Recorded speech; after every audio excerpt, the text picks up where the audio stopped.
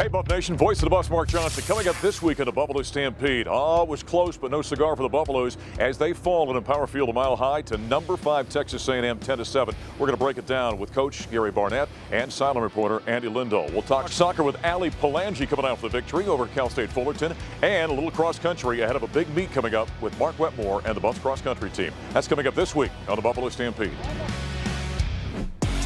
Dimitri Stanley's going to take it to the house. There is why he's one of the best linebackers in America. And there he goes! Touchdown! Right between the eyes from downtown. Attaboy Lolo! It's a winner for the Buffs.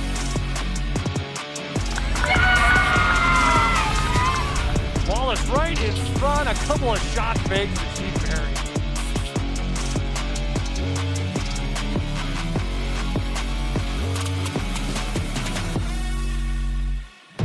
Is Lewis on second goal and down for the 2-yard line. Handoff, Jarek Broussard into the end zone. He dives. Touchdown! Touchdown, Colorado! And the Buffaloes strike first here at Empower Field at Mile High. Early on, that was the only touchdown we had in the first half. Turns out being the only touchdown the Buffaloes scored in the game. Jarek Broussard, second game in a row, he's got a touchdown. And the Buffaloes looked like they were going to knock off number 5 Texas A&M. They give up the lead late with 2:41 to play. Spiller with the touchdown reception. 10-7. Aggies win. Welcome to the Buffalo Stampede here from Empower Field at Mile High. Coach Gary Barnett, voice of the Buffs, Mark Johnson. Wait, is it worse when you get blown out, or worse does the pain feel when you lose in a close game like this? Well, it's two different feelings. Yeah. One is a coulda, woulda, shoulda. The other was ouch. Sure. Whew. Yeah. That was embarrassing. This was not an embarrassing performance. No, not this at all. was an awesome effort by both teams. It was a hard-nosed physical football game. It's the way, many of us think football should be played. And it didn't have a lot of flash to it.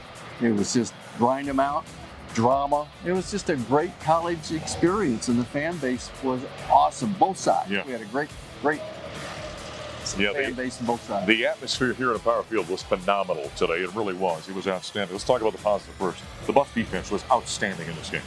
Incredible game plan, well executed. It didn't hold up in the end. We said on the broadcast that this game was going to come down to who converts third downs. And in the end, they converted them, and we didn't. We were 4 for 8 in the first half, 0 for 6 in the second half. Yeah. That was our undoing.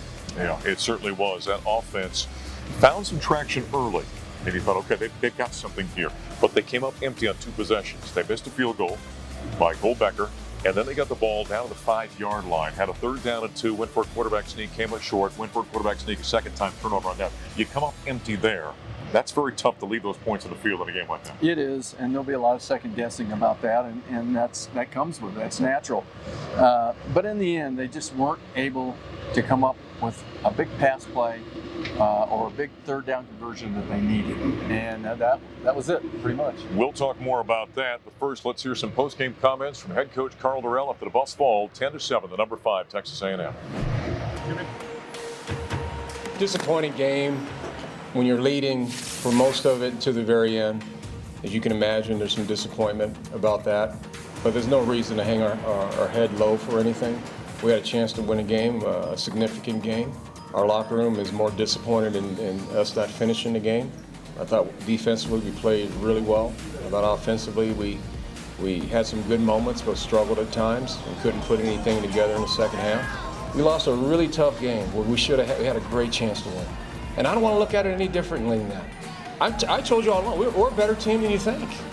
I told you that, and I still believe that. And we were in a game for 95% of it today.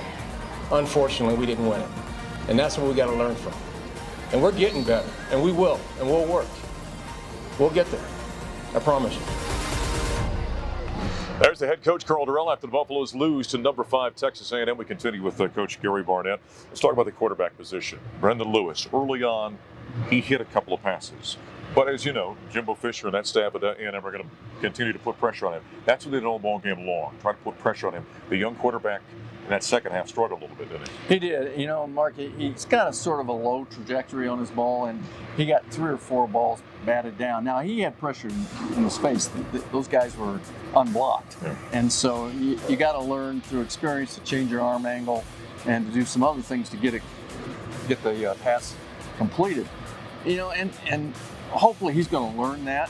But he seems to throw the ball better when he's in space than he does when he's in a little bit of a pocket. And we'll just see whether or not CU thinks the same way, or if they develop a plan to get him on the perimeter a little more. He did show us he can make some plays with the legs, and 76-yard rushing. In fact, led the Buffaloes on the ground in this ball game. You know, last week we were talking about 12 penalties for 118 yards. Boy, they cleaned that issue up. They had 2 in this ball game. They did, and really both sides. The opponent had 6, we had 2. You know, that's a well-played game, and that's what we saw today was a well-played game, which, by the way, often comes after a shaky first game or a bunch of mistakes in your first game. So the big difference between first game and second game was really apparent, I think, for both teams. Next week now, doesn't get easier. You got the Minnesota Golden Gophers. They're coming off of a win on Saturday over Miami of Ohio. You watched them play against Ohio State. You're going to watch the game against Miami of Ohio. I am. Pretty good football team. That's a good football team, and we match up very well with them. So this is a game where it may be very similar to this afternoon's game. Yeah. And so it's going to be one of those games where we're going to be physical enough and athletic enough and talented enough to win the game. Now we have to execute. Yeah, that'll be a big one next Saturday. I've always thought that was a pivotal game on this schedule. It's an early one, 11 a.m. with the kickoff. Coach and I are going to hit the air at 9 a.m. with the Buffalo Stampede and the Colorado Football Network. Coming up after a quick break, we're going to talk with our silent reporter, Andy Lindahl, as we continue here on the Buffalo Stampede. Dropping, steps up, flushed, running to the right side, turns a corner, running at the 5. After review, the player fumbled the ball before he ran for the end. It is deafening here at Empower Field at Mile High. Wipe that touchdown off the board, and the Buffaloes have got the ball. That play right there looked like a game changer. You thought A&M was taking a 10-7 lead, and then it got wiped off the board because of the fumble. Joshua Gustav forced it, recovered by Mekhi Blackman, and you thought just maybe. But the Buffs couldn't get the offense going after that, couldn't get a first down to burn some time. A&M ends up winning 10-7. Back at the Buffalo Stampede, silent reporter Andy Lindahl joining us. Voice of the Buffs, Mark Johnson. Boy, at that moment there, I thought the Buffs were going to pull this one out. Yeah, that's one where, look, it's easy to Monday morning quarterback, but that's what we do.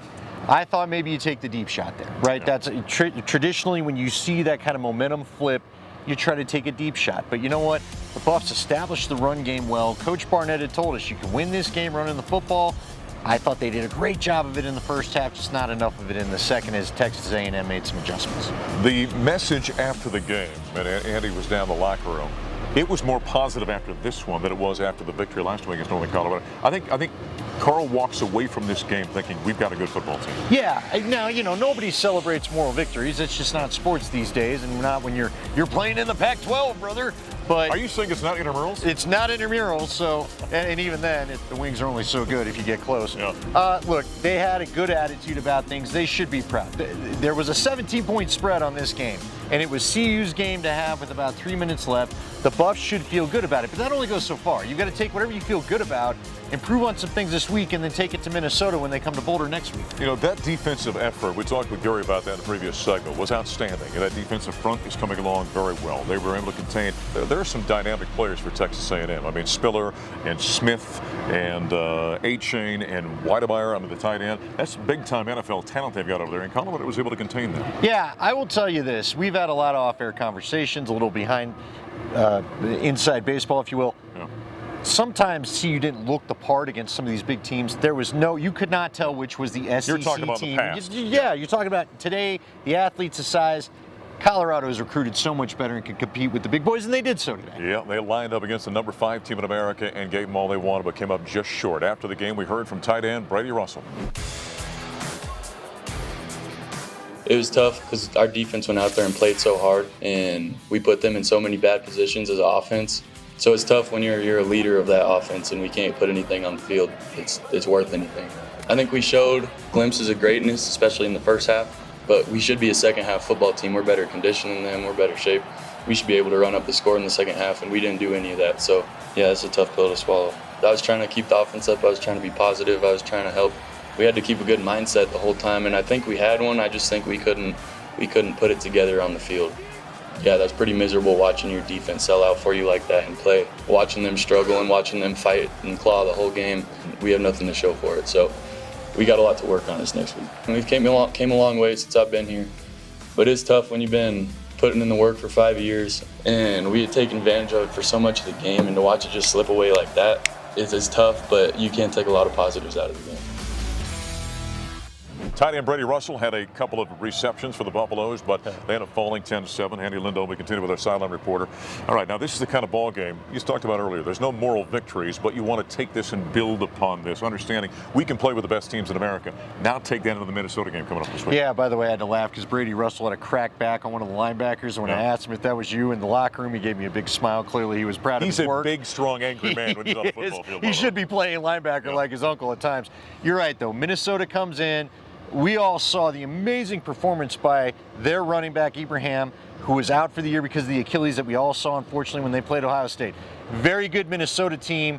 Rick George was glowing about the nice non-conference schedule he's put together for you at Texas. Now, I'm not so sure Carl Durrell is so psyched about the level of opponent that they're playing. But yes, a chance to make another statement and let the nation take notice. And hopefully, you know what? I hope the Buff crowd, the student section was amazing here today. Yeah. The Buff crowd in general was amazing here today. It sounded like a full Bronco crowd here at times, and that was with just half of their people. You get that kind of energy next week in the altitude, Minnesota may be in for more than they bargained for. Yeah, that's an early game next week, and the Buffs are going to have to bounce back quickly to that one. Minnesota got the win over Miami of Ohio. They've got to travel all the way to Boulder. And so you look at this ball game, I always thought this game was a pivotal game coming up against Minnesota. It was one that, was going to be a tough one to begin with. But if you're looking to get the 6 wins, get to a bowl game, this is a big ball game coming up. Well, you got to have it. There's a tough stretch after you get into the Pac-12 schedule. Arizona State, USC. Yeah, just schools you traditionally don't always, they sometimes get you. So get yourself feeling right against a good Big Ten opponent as you hit the Pac-12 schedule, and anything's possible for this team. It'd be great to just see a bowl, but you got to get this win, like you said, if that's going to be in the conference. No doubt about that. You want to be 2-1 going into conference play. Early one again, 11 o'clock a.m. Mountain Time with the kickoff, 9 o'clock on the Colbert Football Network with the pregame show coming up on Saturday. I'll thank Andy Lindo for joining us. Coming up next here in the Buffalo Stampede, we're going to talk soccer, coming off a big win last Thursday night. One of your goal scorers coming in. Here's another corner. This one going to the far post. Over the top. Sharks trying to get ahead on it. But not. Here's a second chance. It's in. A goal for the Buffaloes. Palangi. Back in the Buffalo Stampede, voice of the Buffs, Mark Johnson, junior Allie Palangi joining us. Buffaloes get a 4-2 soccer win over Cal State Fullerton, the Titans, beforehand. What do you think of that new video board we got back there for games this year? Oh, it's awesome. Huh? I think we've been talking about it for a while, and we finally got it, so. I mean, that adds a little atmosphere, ambiance. Yeah, we got a little highlight video before the game, which I think really hypes up the crowd. So, hey, how about speaking of which, how about the crowds? You had a monster crowd for Florida State, obviously. Yeah. Nice crowd here tonight for this one. Yeah. I mean, well, the support for this program is really coming along. Yeah, we've been trying to get out and have more people come every time, and I think it's really working. The Florida State crowd was awesome. It was I think it was a record. Yes, it was like 2,400 or something. Like that, yeah. So that was awesome, and that was such a good game too. Yeah, you can kind of feed off that a little bit. Yeah, and that's what we need every time. So. All right. Well, this one here ends up being a 4-2 victory, by the way, for the Buffaloes. Give us a little analysis of this one for CU. It was a really fun one. It was the most goals we've scored since Northern Colorado. So I think the offensive movement and just the offense in general today was really good. Danny said he was impressed with us, and the 2 goals giving up, it's unfortunate, but I think overall as a team we played very well, and 4 different players scored, so that's good. Including this one right here, by the way. She had the one and only goal against Florida State. Now this one here. Yeah. Nice start to your junior campaign. What'd you say? Yeah, it was fun. I mean, it was a really good game, I thought. Yeah. As you've gotten older, now you're an upperclassman. I am, yeah. So there's responsibility comes along with it. How have you gotten better as a player at this level? I think I've really learned off the players above me. My freshman year, I played with some of the best players I played with, and I think their ability to teach me, and I think I've grown a lot since I've been here. So. You know, Danny Sanchez has talked about the versatility of this team. There's depth, as you mentioned, 4 different players got goals in this one. That takes a little bit of pressure off, doesn't it? Yeah. Because there's so many players that can contribute. Yeah.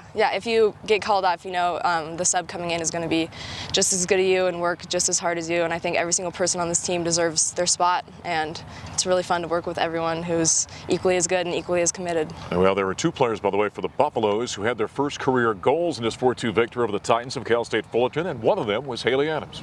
Haley, what was the difference in this one? You were up 2-0 at halftime. That late goal by you in the first half really propelled and gave you a lot of momentum going into halftime. Was that the difference? Yes, most definitely. I think that really got us, excited and pushing to go more, because especially after our losses against TCU and Florida State. But I think this is really helping us. And what we've seen from you in the past is on the defensive side of the field. What did it mean for you to come up with your first collegiate career goal? It was actually really exciting. It's funny because earlier I was talking I would never score. And then I scored today, so it was really fun. It was cool, very exciting. Haley Adams with her first college goal. She got this one, a 4-2 victory by the Buffaloes. They knock off Cal State Fullerton. We continue with Allie Palangi here for a couple of minutes. This team so far, and you've played a heck of a schedule thus far. I mean, you got 2 top 10 teams. TCU was in there, and of course Florida State we mentioned. How would you assess this squad? I think we have a lot of potential, and I think it's a really good team, and every single person is really showing potential. And even the freshmen coming in, they've stepped up a lot, and I'm just really excited what we're going to do this season in Pac-12 play. I think it's going to be good. The bar for this program is rising all the time, isn't it? I mean, it's not just we need to be competitive. We need to be competitive at the top of the league, NCAA tournaments, that kind of thing. That kind of ups everybody's game, doesn't it? Yeah. So last year we beat a lot of really good teams. We beat USC, and I think we can carry that on into this year and, get some big wins in Pac-12 play. The Pac-12 is a deep conference. Yeah. I mean, you're getting in the deep end of the pool when you jump into the league play, aren't you? Yeah, I think it's probably the best league in the country, so it's what we compete in every single time. How did you end up here at the University of Colorado? You're from California. Yeah, so actually both my parents went here, and that's the reason I didn't want to go, honestly. But I was, Danny reached out to me, and I came on the campus, and this campus is just so beautiful, and I walked on and honestly just fell in love. So and I just ended up here where my parents went. But was there ever a "I told you so" moment by either mom or dad? Yeah. They were pressuring me because they went here, but they were like, make it your own decision, and I did, and it was here. So. Well, we're certainly glad you're here. The Buffaloes, by the way, on the road now this weekend on Sunday. In fact, they're going to be in West Lafayette, Indiana, in Big Ten country to take on the Purdue Boilermakers. Give us a thought about that match. Yeah, it's going to be a really good team, a really good opportunity again to get a win on the road. And I don't know, I've never been to Indiana, so it's going to be interesting. All right. Well, good luck this weekend. Thank you. And we're certainly glad that you did what Mom and Dad told you, became a Buffalo. Yeah, so am I. Junior Allie Palangi joining us as Buff get a 4-2 win over Cal State Fullerton. Coming up next year at the Stampede, we're going to talk cross country with head coach Mark Wetmore.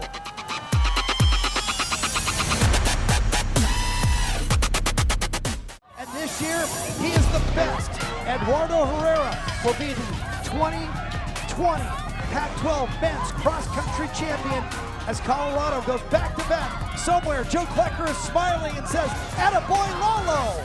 Back in the Buffalo Stampede, time to talk a little cross country. Voice of the Buffs, Mark Johnson, head coach Mark Wetmore joining us. The Buffs were up in Wyoming. I'm not sure. Mother Nature probably won that event, didn't they? When it was all said and done? Yes, we were a victim of lightning and darkening.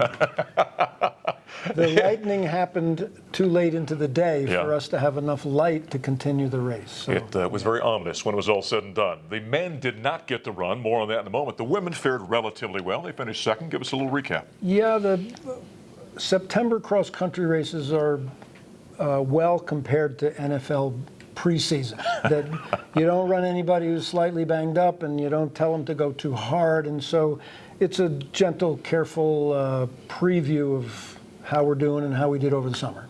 You touched on something I've always been kind of interested in, the idea of the attached and the unattached runners. Yeah. How was that determined? What are you looking at when you make those decisions? It's complicated because once you put on a uniform and run a race, the season counts. Okay. Barring a significant documentable injury.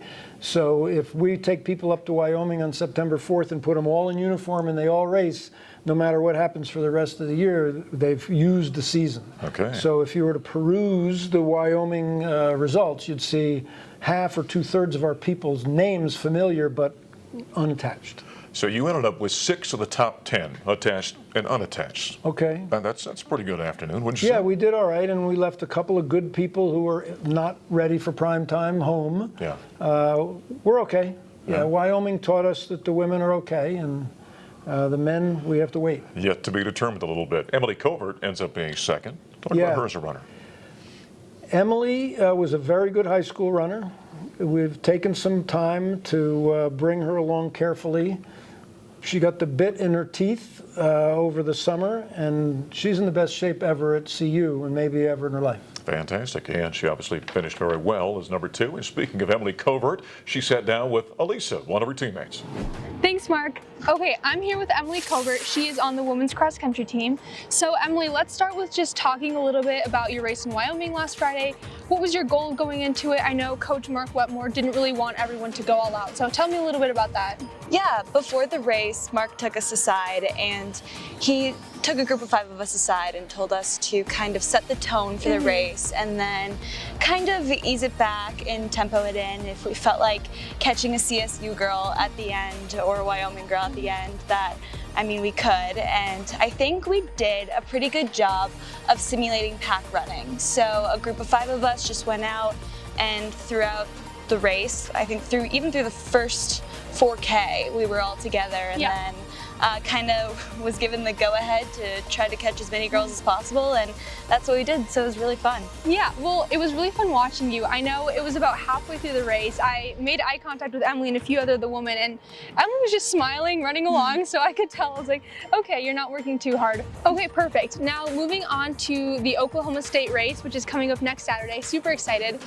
Obviously not a tempo. This is full out, so are you excited? Kind of, how are you feeling going into that? Yeah, I think we have one of the best teams in the country right now. Agreed. All the girls on the team are so competitive, and we love working with each other and giving our best day in and day out. So I think I'm going to be very excited to toe the line with some of the best women in the country, and they just happen to be my teammates. So it'll be really nice to see how things shake out there, get a pre-season race under our belts, and we'll see how we do. Yeah.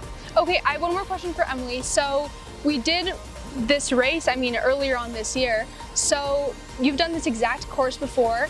Unfortunately, it could have gone better for some. So now that you're approaching this same race course for the second time, do you have any tricks, or are you going to approach it any differently than you did the first time? I think when we raced it last, that was nationals. Yes. And obviously the environment was intense and everyone was there to ultimately win. We're just going to go out there, do our best. This isn't going to tell who's going to win it all at the end. So I think just going into it, having fun and trying to run the hills as best as possible. Perfect. Well, I'm super excited to watch you and to compete myself, so it's going to be a good race. Thank you. Again, this is Emily Colbert on the women's cross country team, and back to you, Mark. Thank you, ladies. As we continue talking with head cross-country coach here at the University of Colorado, Mark Wetmore. Well, I want to talk about your next event coming up, but the men was kind of an odd deal. As you mentioned in the first half of the segment here, it got a little late because of the weather. Now, they could have come back the next morning. That didn't work out for you guys, right? We were invited back to Cheyenne at 7 a.m., but that means leaving at 5.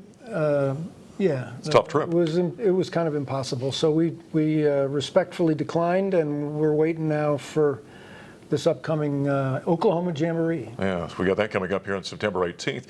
Give us, the viewers, a little bit of a sense of what you have coming back on the men's side and how you feel about it.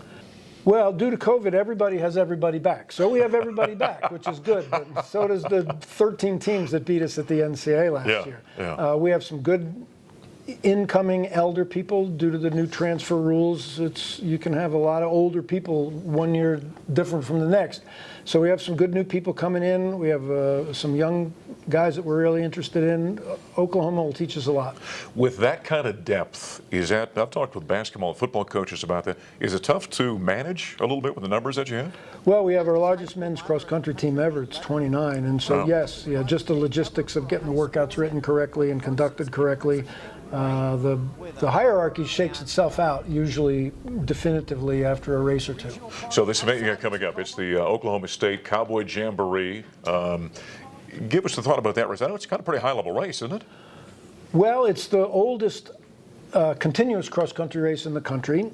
We have never been to the Jamboree before, but we did run on the course in the strange last COVID year. Mm-hmm. So we're learning about the course because the championships, the NCAA championships, are there in 22, 15 months from now. That's a good educational opportunity then for the Buffaloes. Well, good luck coming up on the 18th.